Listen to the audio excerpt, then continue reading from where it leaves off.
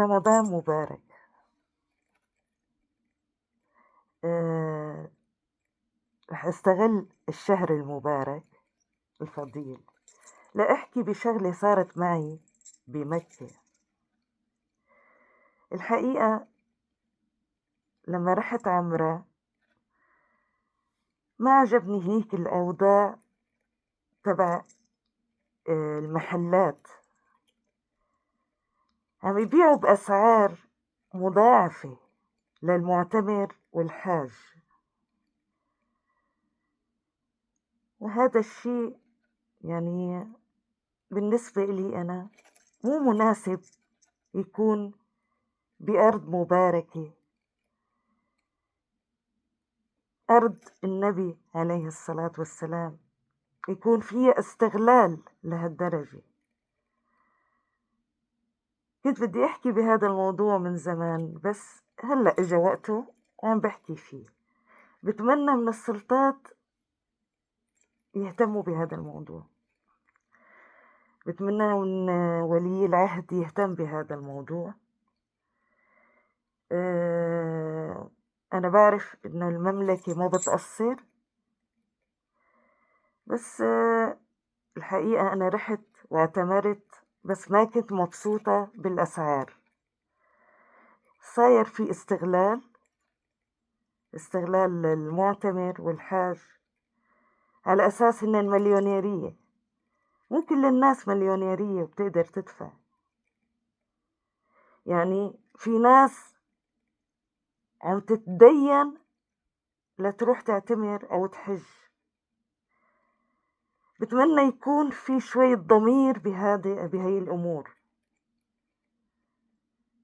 وشوية متابعة. بتمنى من ولي العهد يهتم كتير بهذا الموضوع، ويبعت ناس من الأمن على أساس ناس عاديين ويشوف الوضع إن كان بمكة ولا بالمدينة. وكلامي كمان بيروح لكل الوطن العربي، مو بس مكة، بس أنا عم ركز على مكة لأنها أرض المسلمين. واحد بيتضايق يعني إنه هيك تكون أسعارها، يعني ما مو كل مسلم بيقدر يدفع هذا الدفع. بيتمنى ياخد أشياء كتير بس ما بيقدر يدفع.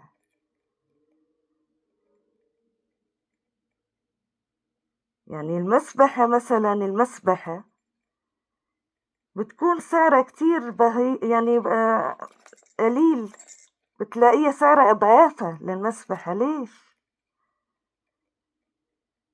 ليش؟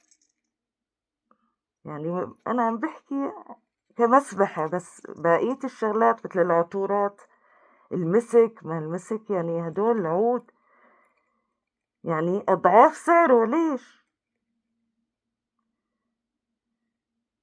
ملابس،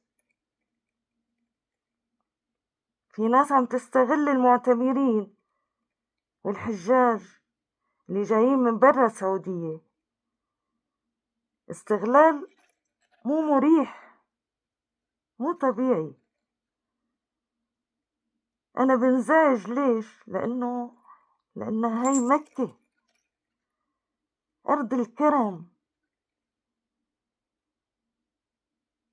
مكة والمدينة أراضي مباركة، ما لازم يكون فيها الاستغلال هذا.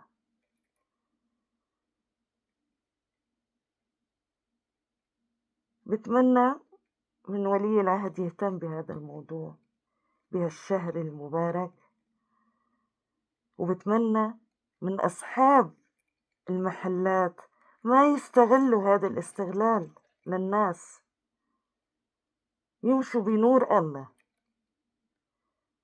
وكلامي مو بس عن مكة والمدينة، أنا عم بحكي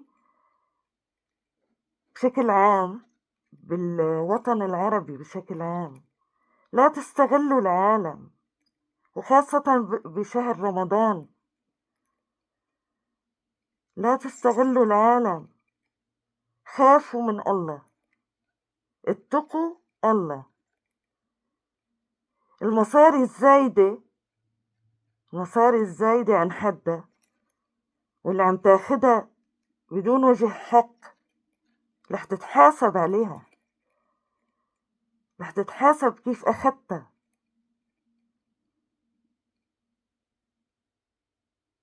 بتمنى